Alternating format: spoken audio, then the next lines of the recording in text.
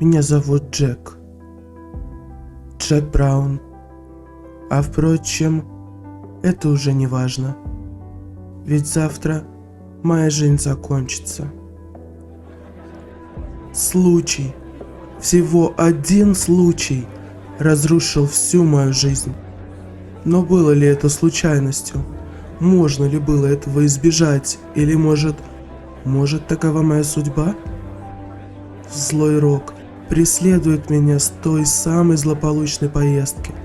У меня было все. Прекрасная жизнь, любимая жена и дело всей жизни. Я владелец оленей фермы в небольшой деревушке на самом севере Аляски. О моей ферме знали все.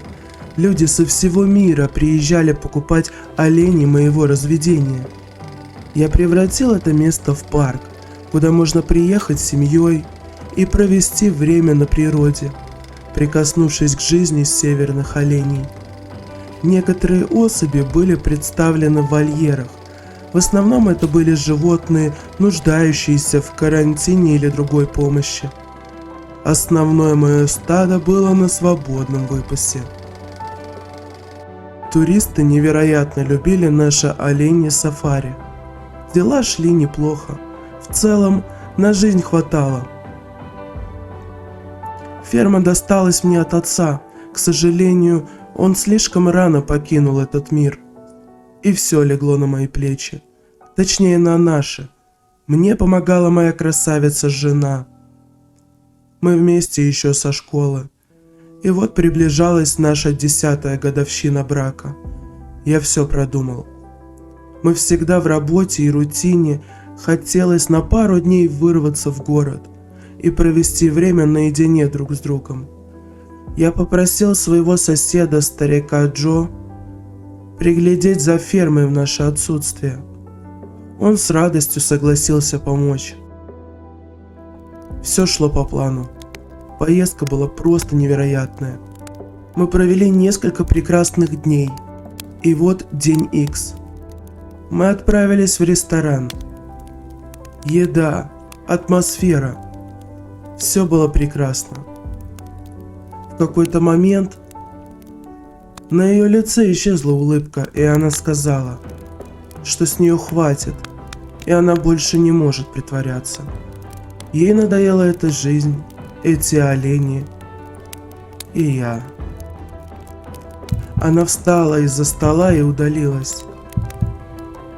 В тот миг жизнь как будто остановилась. Больше я никогда не видел ее. Оказывается, она приняла решение о разводе еще до поездки. Просто никак не решалась мне сказать. Я отправился в бар, отчаянно пытаясь заглушить свою боль. Там отдыхала довольно шумная компания. Настолько шумная, что весь бар знал, что они отмечают. Это были люди из деревень к востоку от этого города.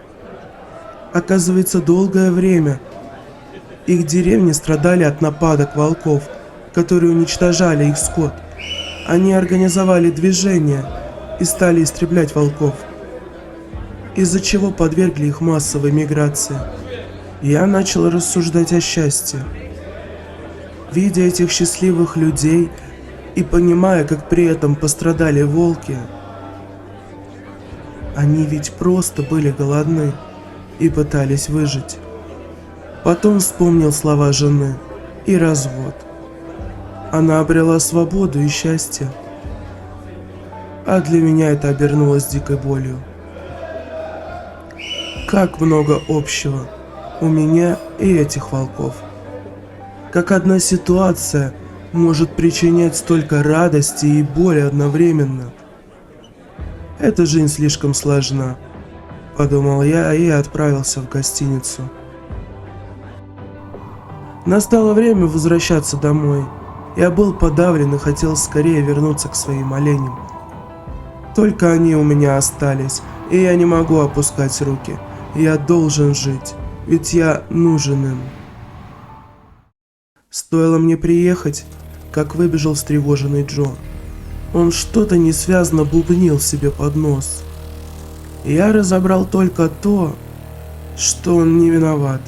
Ему жаль, и это все волки. В секунду моя душа упала в пятки. Я оцепенел. Несколько минут я стоял неподвижно. И как только смог пошевелиться, бросился на помощь своим животным. Лайла? О нет, нет, нет, нет, нет, нет!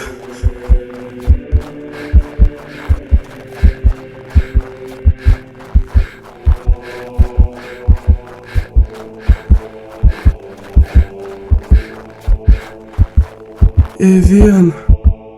О боже, дети! Нет! Как это возможно? Стадо!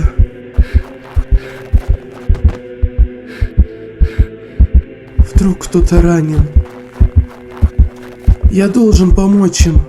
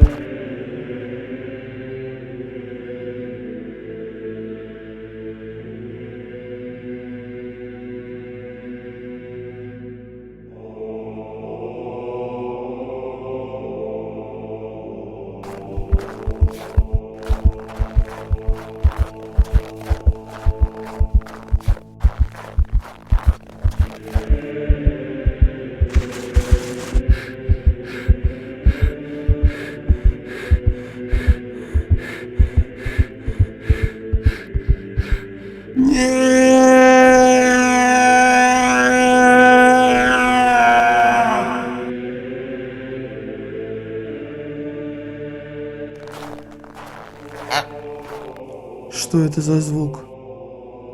Кажется, призраки моих любимых оленей преследуют меня. Нет, я правда что-то слышал. Что же это?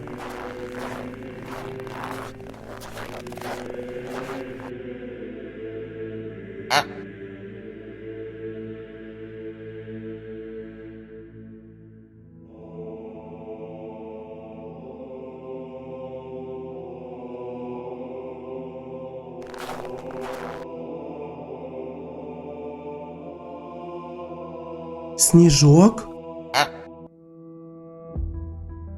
Тихо, тихо, я здесь, приятель. Все будет хорошо, я позабочусь о тебе. Я потерял семью и дело всей жизни. Снежок потерял мать. Мы были нужны друг другу. Мы стали настоящими друзьями. Шли годы.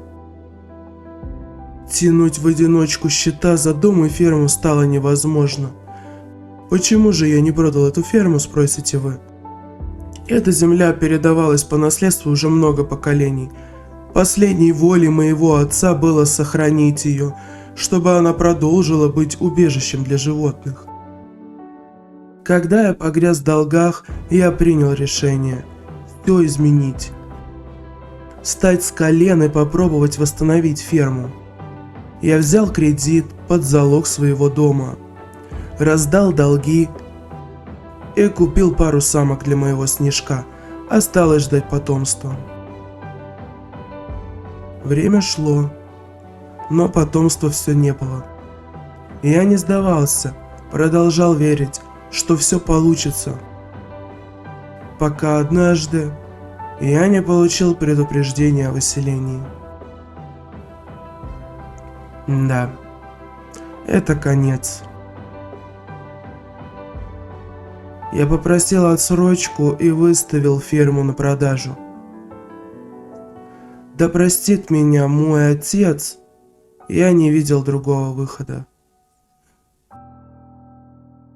Мне не суждено было возобновить это дело, но нужно было как-то выживать и кормить моих животных. Мне дали отсрочку в полгода. Но кому нужна старая заброшенная ферма у черта на куличках? Как выяснилось, никому. И вот я сижу здесь, в баре.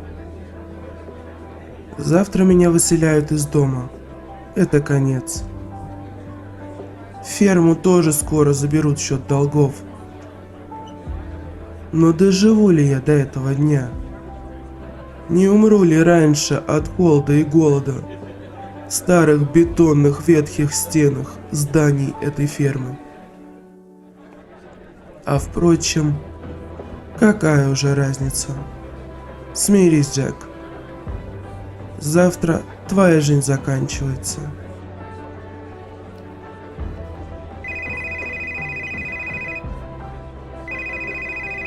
Это еще кто? Здравствуйте, это Джек Браун? Чё надо? Меня зовут Камила. Я звоню вам по поводу объявления.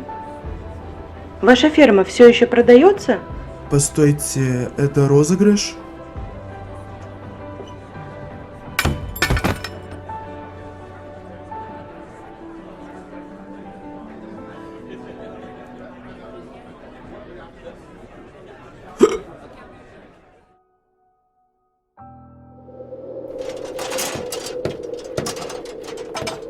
Это был не розыгрыш.